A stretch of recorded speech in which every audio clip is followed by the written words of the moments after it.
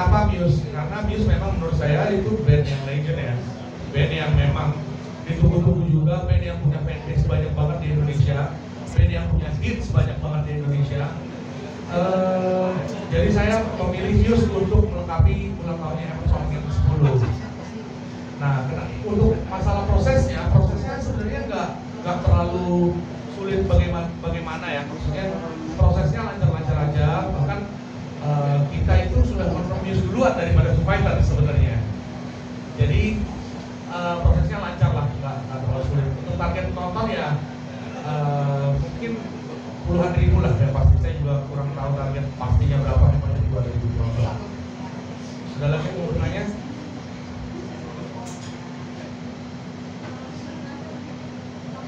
Oh ya.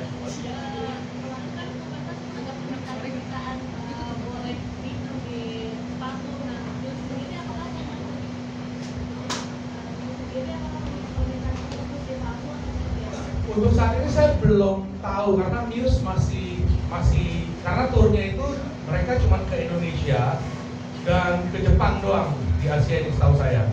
Jadi mereka pun masih mungkin masih coba rework untuk ridersnya. Saya sampai saat ini belum terima ridersnya, tapi nanti kalau udah terima ridersnya, saya rasa Muse pasti menampilkan show-nya yang spektakuler. Kita lihat di 2024 dan 2023 turun mereka, panggung mereka nggak ada yang jelek pastinya.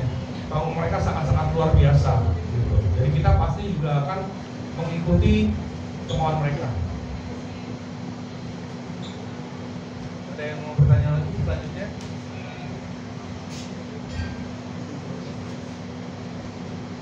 Oh, silakan.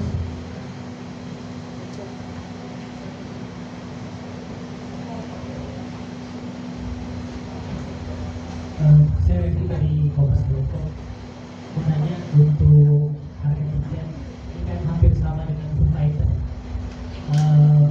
Apakah biaya produksinya sama dengan Foo Fighters atau lebih serius? Terus pertanyaan kedua, soal pengamanannya seperti apa nantinya dari Muse? Terima kasih, itu aja. Kalau masalah harga tiket, biaya produksinya mirip-mirip sebenarnya. Jadi plus minus lah. Ada yang di Foo Fighters lebih mahal, ada yang di Muse lebih murah. Jadi kita mutusin untuk ya udah kita jual harga tiketnya sama aja.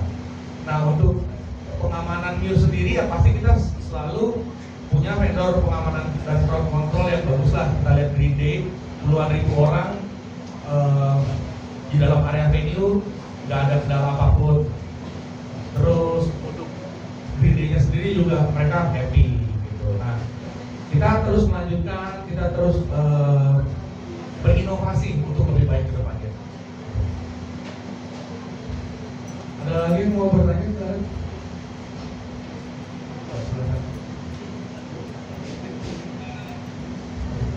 Halo, kenalkan saya Riki dari SAS Konser.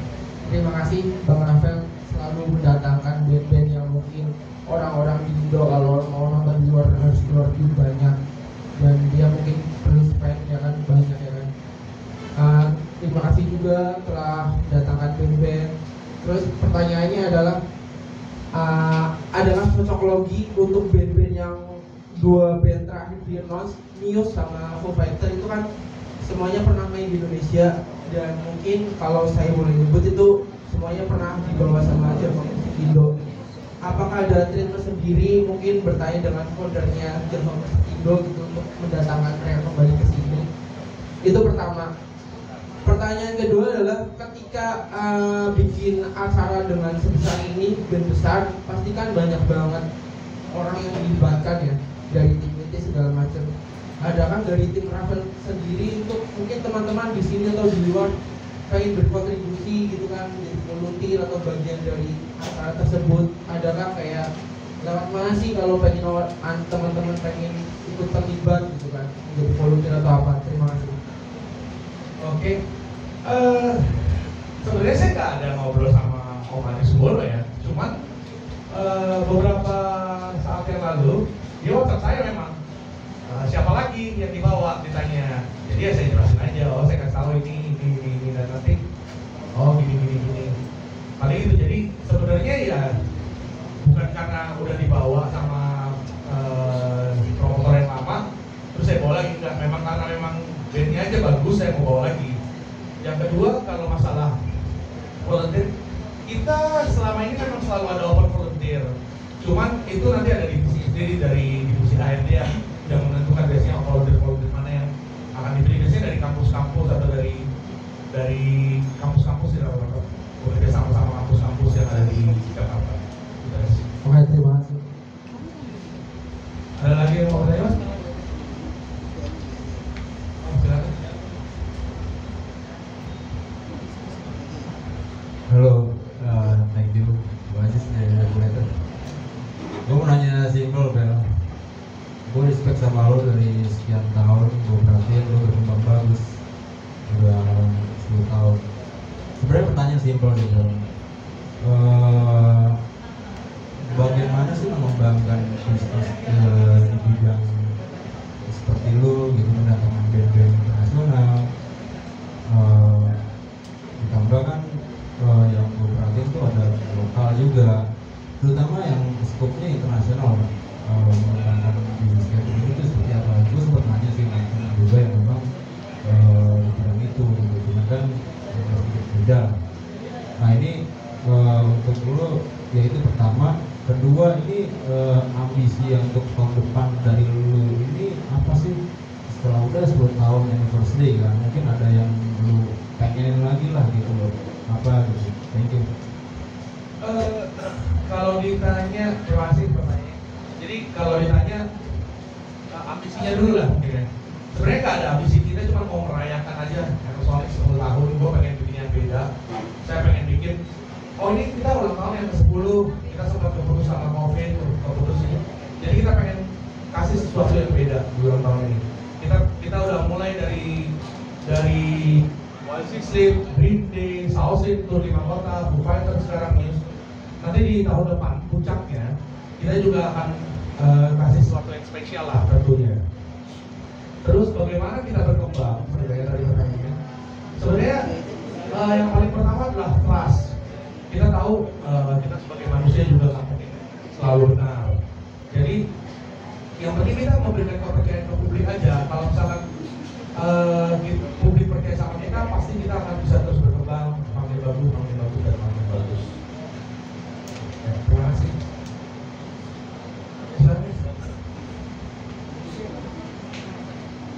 Oh itu.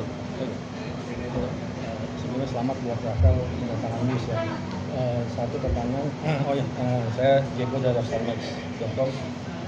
Untuk ulang tahun Hamad Sonic ke-10 ini, apakah ini sebuah puzzle kepingan untuk menggenapi 10 artis yang akan dibawa, artis besar yang dibawa Rafael gitu kan?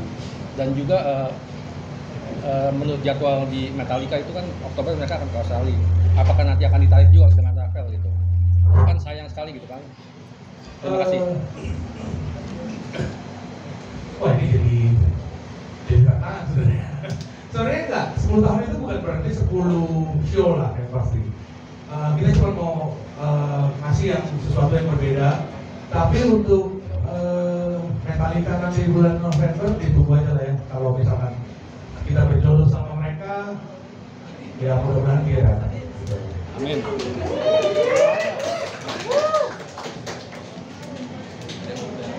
Ada lagi yang mau bertanya? Oh di belakang itu. Oh ya silakan Mas. Dari poin tadi mengenai ngomongin kepercayaan publik tadi, jarak dengan peduli dulu. Ya gimana Rafael sering kasih tahu publik kalau Rafael ini ngejamin 2 pertunjukan itu sama kualitasnya. Yang kedua, risetnya sejauh mana Mas antara potensi penonton Fighter sama Muse, nggak bakal bentrok apa? Kalau menurut saya sih 2 minggu jarak yang cukup jauh ya untuk membuat sebuah konser. Tinggal apalagi venue-nya sama, jadi sebenarnya lebih gampang buat saya untuk handle semua produksinya. Jadi saya rasa nggak akan ada bedanya, bahkan satu sama lain saling punya ciri masing-masing. Muse dengan panggungnya, Foo Fighters dengan panggungnya, dan saya rasa penonton juga berhak memilih yang mana aja dia suka untuk nonton. Jadi kita juga nggak memaksakan gimana yang penting kita mencoba memberikan yang terbaik lah buat semua fans di Indonesia ini. Terima kasih.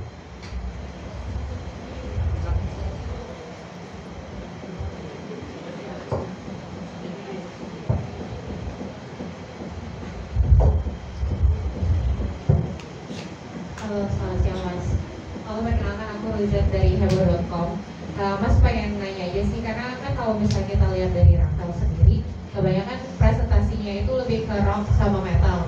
Mungkin baru-baru ini kita tahu kalau Green Day dibawa juga sama Rafael. Apakah akan ada lagi genre punk atau pop punk yang akan dibawa ke Indonesia?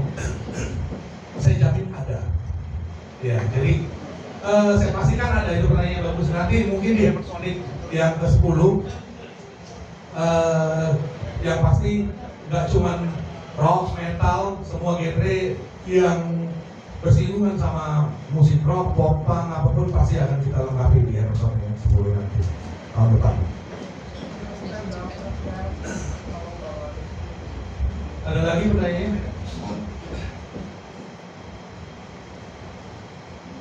Nggak ada? Oke. Terima kasih semuanya buat teman-teman media yang sudah hadir, meluangkan waktunya. Terima kasih untuk semuanya. Saya Rafael Junardi, pamit undur diri dulu.